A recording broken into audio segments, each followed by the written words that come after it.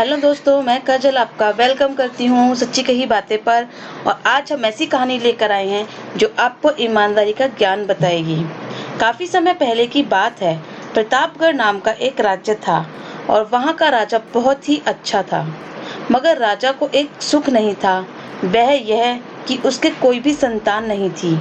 और वह चाहता था कि अब वह राज्य के अंदर किसी योग्य बच्चे को गोद ले, ताकि वह उसका उत्तराधिकारी बन सके और आगे की बागडोर को सुचारू रूप से चला सके। और इसी को देखते हुए राजा ने राज्य में घोषणा करवा दी कि सभी बच्चे राजमहल में एकत्रित हो जाएं। और ऐसा ही हुआ। राजा ने सभी बच्चों को पौधे लगाने के लिए भिन्न भिन्न प्रकार के बीज दिए और कहा कि अब हम 6 महीने बाद मिलेंगे और देखेंगे कि किसका पौधा सबसे अच्छा होगा। महीना बीत जाने के बाद भी एक बच्चा ऐसा था जिसके गमले में वह बीज अभी तक नहीं फूटा था, लेकिन वह रोज उसकी देखभाल करता था और रोज पौधे को पानी देता था। देखते ही देखते 3 महीने बीत गए और बच्चा परेशान हो गया। तभी उसकी माँ ने कहा कि बेटा धैर्य रखो, कुछ बीजों को फलने में ज्यादा वक्त लगता है। और वह पौधे को सींचता रहा।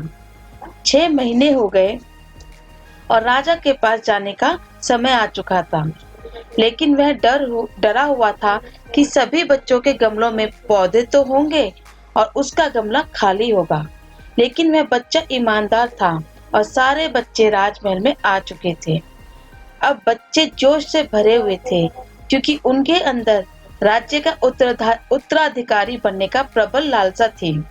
अब राजा ने आदेश दिया कि सभी बच्चे अपने अपने गमले दिखाने लगे, मगर एक बच्चा सहमा हुआ था क्योंकि उसका गमला खाली था।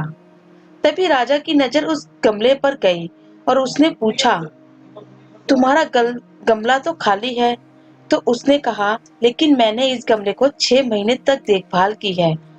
राजा उसकी ईमानदारी से खुश था कि उसका गमला खाली है, फिर भी वह हिम्मत करके यहाँ आ तो गया।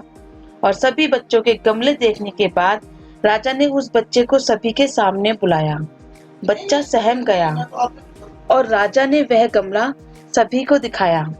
सभी बच्चे जोर जोर से हंसने लगे और राजा ने कहा, शांत हो जाइए, इतने खुश मत होइए।